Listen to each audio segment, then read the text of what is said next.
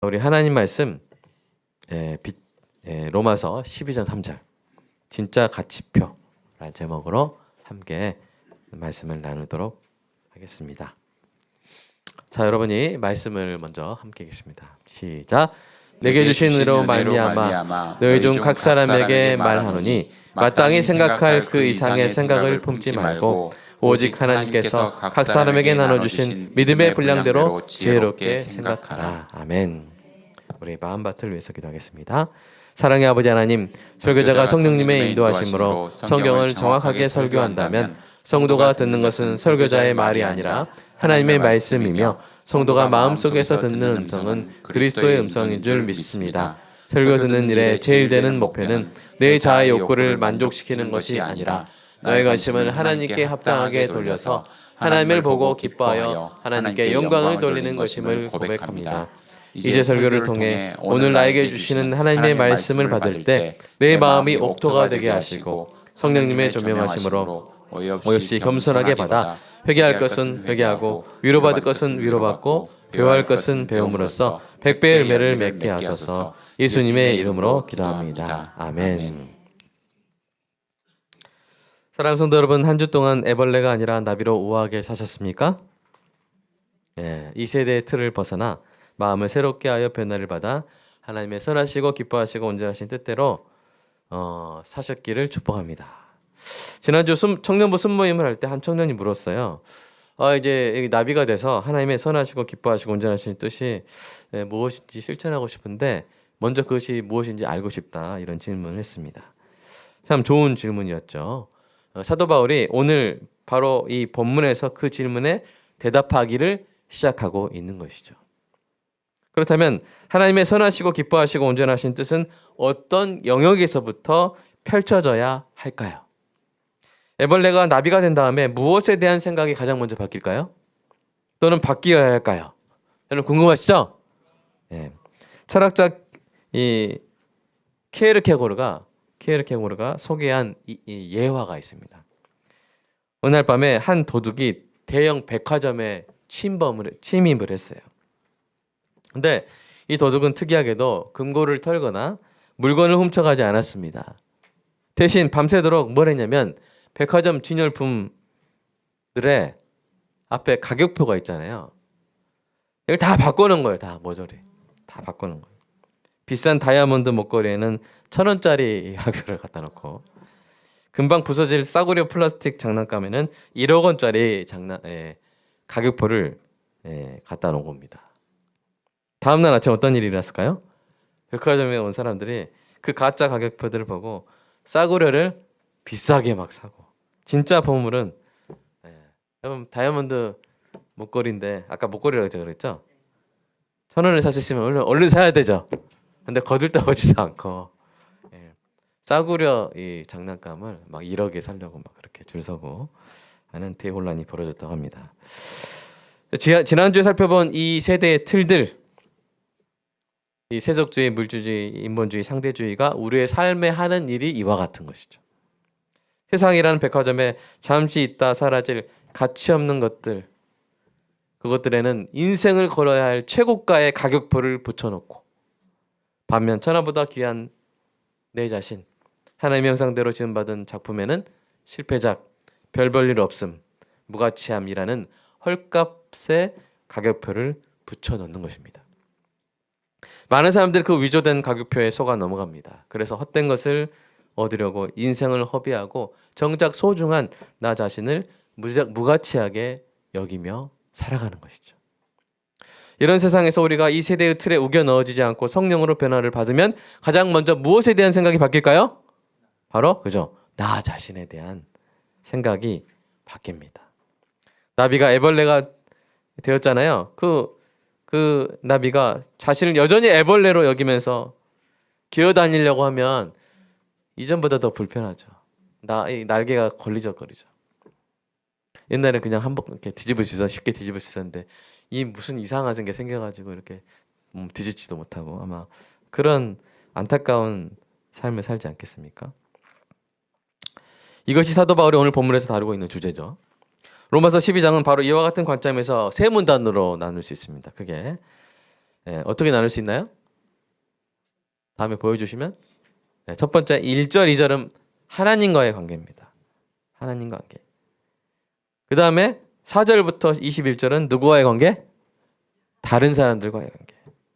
근데 그러려면 다른 사람들 관계, 하나님과의 관계에서 가장 먼저 변하는 것은 바로 자기 자신과의 관계가 변하고, 자기 자신과의 관계가 정립되어야 누구와의 관계를 제대로 맺을 수 있어요? 그 뒤에 다른 사람과의 관계도 제대로 맺을 수 있는 것이죠. 사랑하는 여러분, 이것은 너무나도 중요한 주제입니다. 여러분이 여러분 자신을 바르게 평가하지 못하면 어떤 일이 일어나겠어요? 여러분이 여러분 자신을 하나님보다 높게 생각한다면 하나님과의 관계가 문제가 생기겠죠? 여러분이 여러분 자신을 너무나 무가치하게 대한다면 다른 사람들 관계에도 큰 어려움이 있게 될 것입니다. 사랑하는 여러분, 나비가 꽃들에게 희망이 되려면 먼저 자기 자신을 알아야 하는 것이죠. 자기 자신이 날 수 있고, 그래서 꽃들의 수분을 도와줄 수 있음을 알아야 합니다. 자신의 진짜 가치를 알아야 되는 것이죠.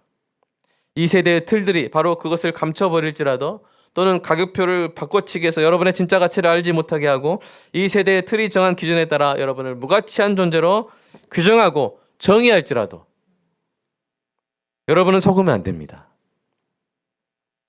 사람들이 멋대로 여러분 앞에 갖다 놓은 가격표를 받아들여서는 안 되는 것이죠.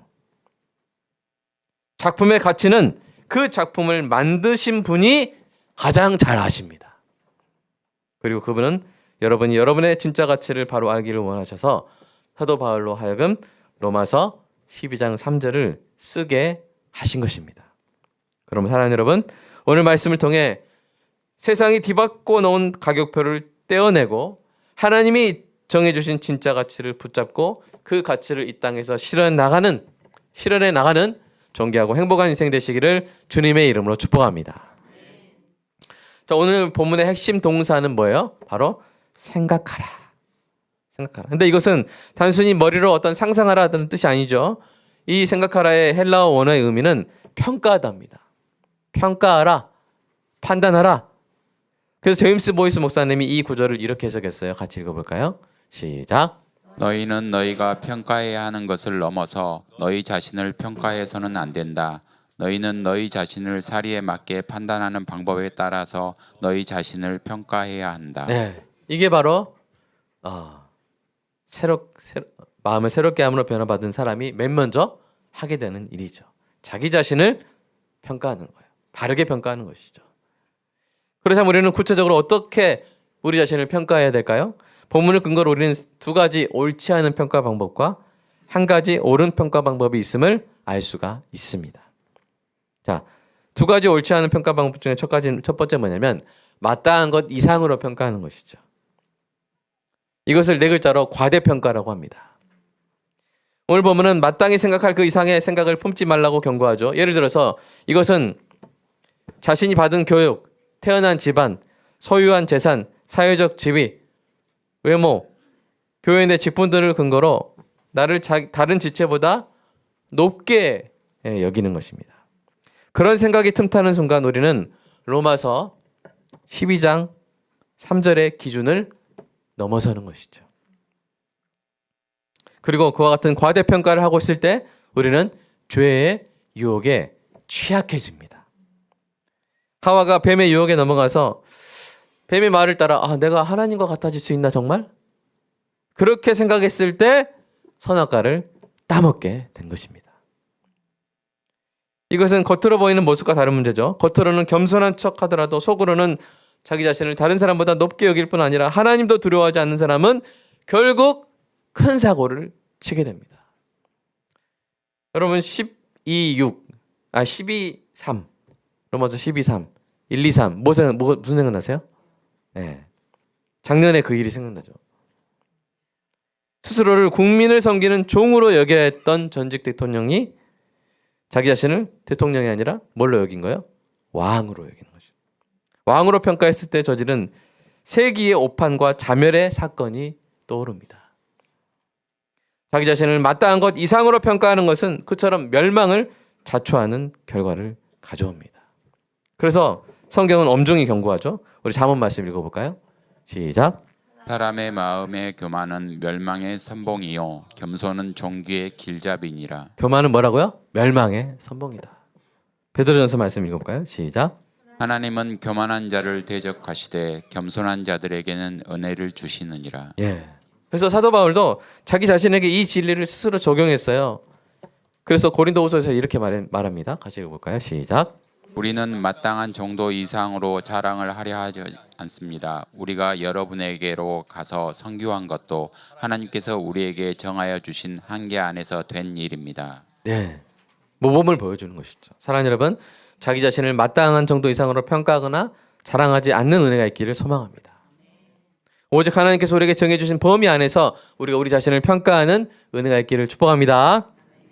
자, 옳지 않은 두 번째 평가 방법은 무엇입니까? 마땅한 것 이하로 평가하는 것입니다. 이것을 과소평가라고 하죠. 이것은 이 세대의 틀이 붙여놓은 싸구려 가격표에 철저히 속아 넘어가는 것입니다.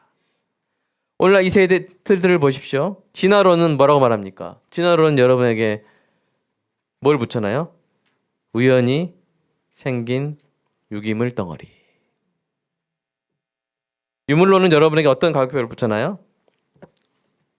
얘가 죽어서 남은 화학물질은 18만 원어치. 외모지상주의와 학벌주의, 계급주의는 끊임없이 우리에게 가짜 가격표를 붙여놓죠. 너는 그것밖에 안 돼.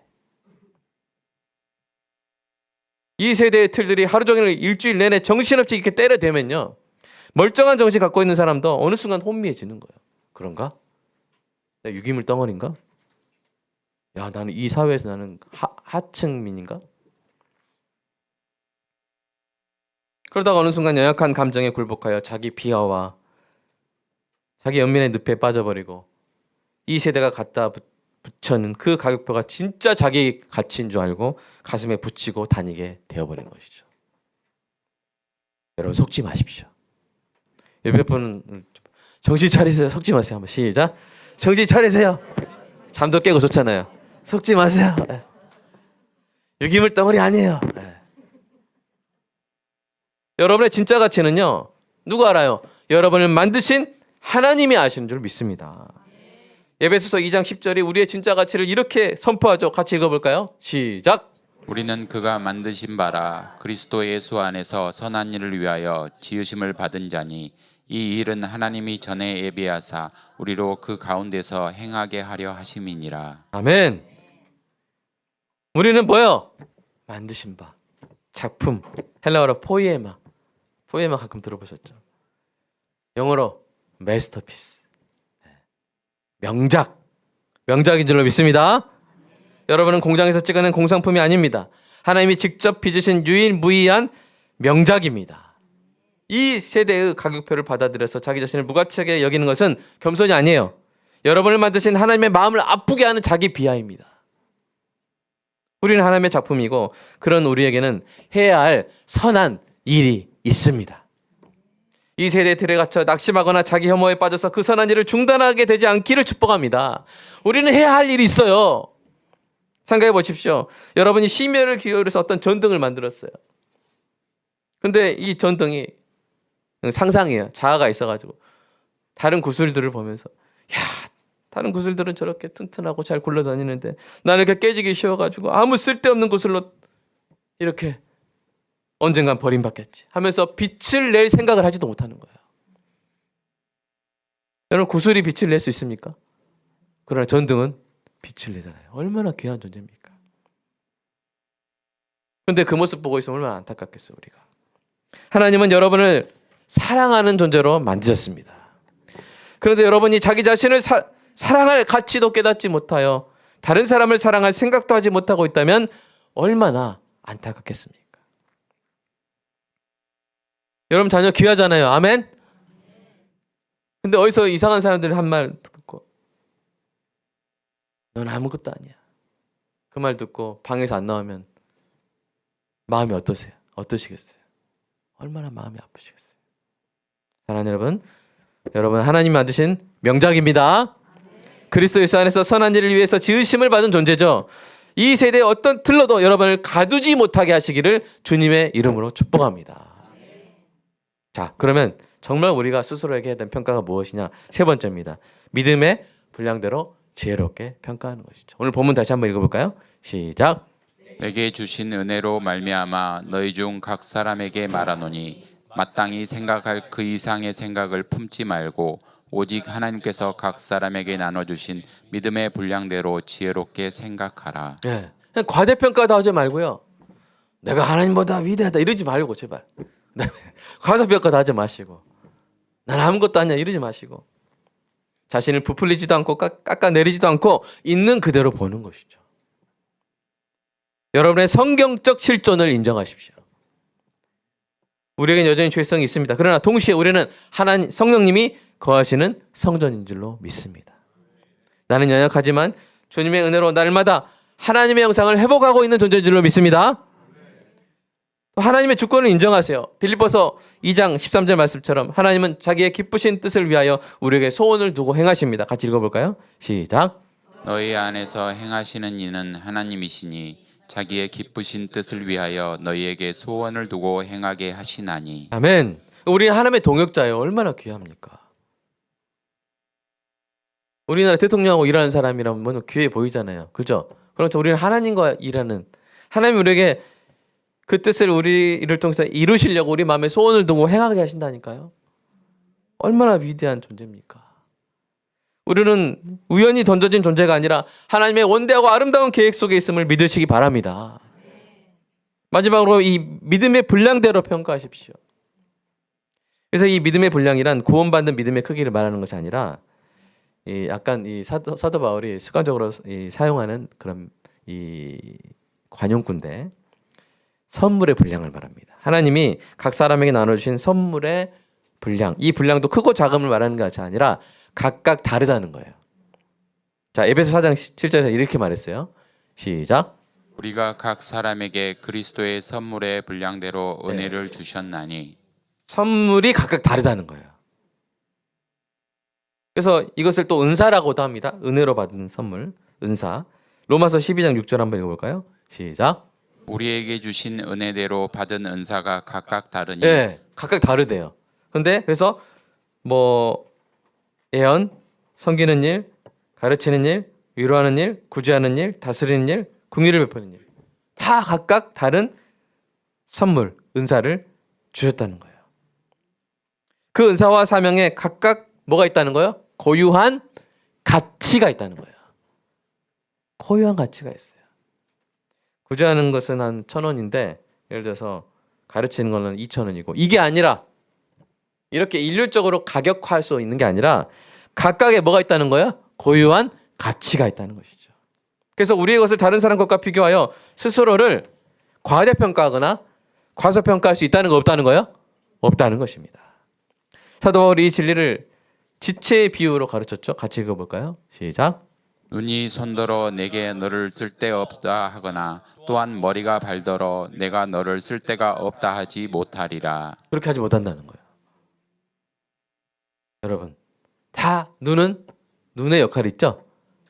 눈의 가치가 있죠. 손은 손의 역할이 있고 손의 가치가 있죠. 머리도 그렇고 발도 그렇죠. 네. 눈이 손보다 귀하다 이렇게 말할 수 없는 거예요. 여러분은 여러분 고유의 역할로서 여러분의 고유한 가치로서 그리스도의 몸을 섬기는 대체 불가능한 특별한 지체임을 잊지 마시기 바랍니다. 특별한 지체예요. 사랑하는 여러분, 오늘 본문이 사랑과 지혜로 권면하는 대로 여러분 자신을 믿음의 분량대로 지혜롭게 평가하시기를 바랍니다. 이 세대의 가짜 가격표에 속지 말고 여러분의 진짜 가치를 붙드시기 바랍니다. 여러분을 사랑하사 여러분의 가치를 가장 성경에서 명확하게 입증해 준 사건이 뭐냐면 여러분을 사랑하사 아들도 아끼지 않으신 거예요. 하나님이. 여러분이 뭐 어떤 귀중한 존재를 해서 여러분 자식을 대신 희생시킬 수 있습니까? 그런 거 있으시면 손들어 보세요. 난 이걸 얻을 수 있다면 나는 내 딸을 나는 바칠 수 있다. 있어요 그런 거? 내 아들을 내가 대신 사형당하게 할 수 있다. 그런 거 있어요 없어요? 너무 귀한 것이죠. 근데 하나님께서 당신의 작품인 우리를 위하여 그렇게 하셨다면 우리는 우리 자신의 가치를 부인할 수 없는 것이죠. 그 사실을 가슴으로 느끼시기를 축복합니다. 사랑하는 여러분은 자본주의 소모품이 아니죠. 예수님을 영접한 여러분은 하나님의 자녀입니다. 여러분은 더 이상 무서워하는 종이 아니죠. 하나님을 아빠, 아버지라 부르는 상속자인 줄로 믿습니다. 여러분은 혼자 된 존재가 아닙니다. 예수님이 여러분을 나의 친구요, 사도 바울은 그리스도의 지체라고 불렀습니다. 사랑하는 여러분은 우연의 산물이 아닙니다. 창세전부터 택함을 받은 자요, 하나님의 작정과 섭리 안에 있는 사명자인 줄로 믿습니다. 예수 안에 있는 여러분에게는 여러분은 더 이상 버림받은 죄인이 아니죠. 의롭다 하심을 얻은 자요, 예수 안에 있는 여러분에게는 결코 정죄함이 없습니다. 여러분은 과거에 묶인 사람이 아닙니다. 새로운 피조물이 되었습니다. 여러분 어떤 상황에도 결코 잉여 인간이 아니에요. 왕 같은 제사장이요, 세상의 빛과 소금입니다. 여러분은 결코 쓸모없는 자가 아니죠. 하나님의 동역자요, 선한 일을 위하여 지으심을 받은 자인 줄로 늘 기억하시기를 축복합니다. 할 일이 있는 거예요. 그리고 여러분은 죽어서 썩어지는 소멸하는 존재가 아니고 부활할 사람입니다. 하늘의 시민권자입니다. 여러분 절대 박복한 사람 아니에요. 하늘에 속한 모든 신령한 복을 받은 사람임을 늘 기억하시기 바랍니다.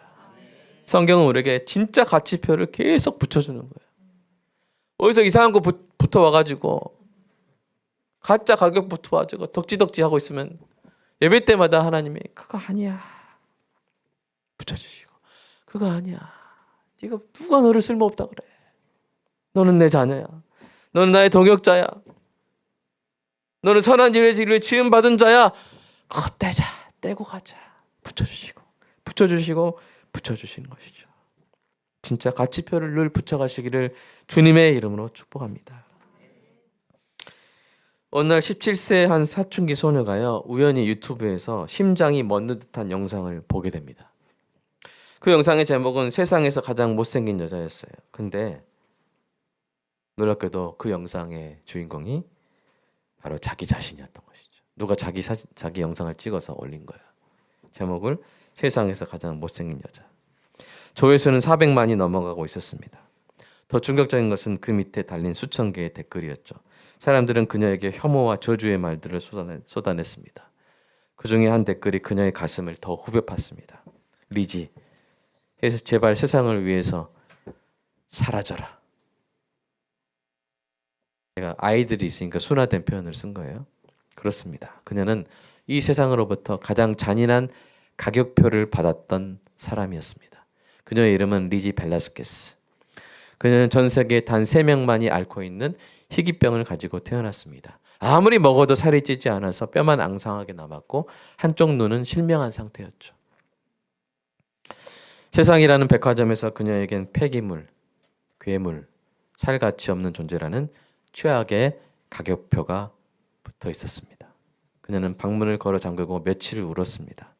세상의 틀에 갇힌 그녀는 죽음의 문턱까지 갔죠. 그때 그 모습을 가장 안타깝게 바라보신 분이 있었습니다. 그분이 그녀를 말씀으로 일으켜 세우셨습니다. 그녀는 훗날 이렇게 고백합니다. 나의 믿음은 내 인생의 모든 것입니다. 사람들이 나를 괴물이라고 불렀을 때 저는 예수님께 나아갔습니다. 그리고 깨달았습니다.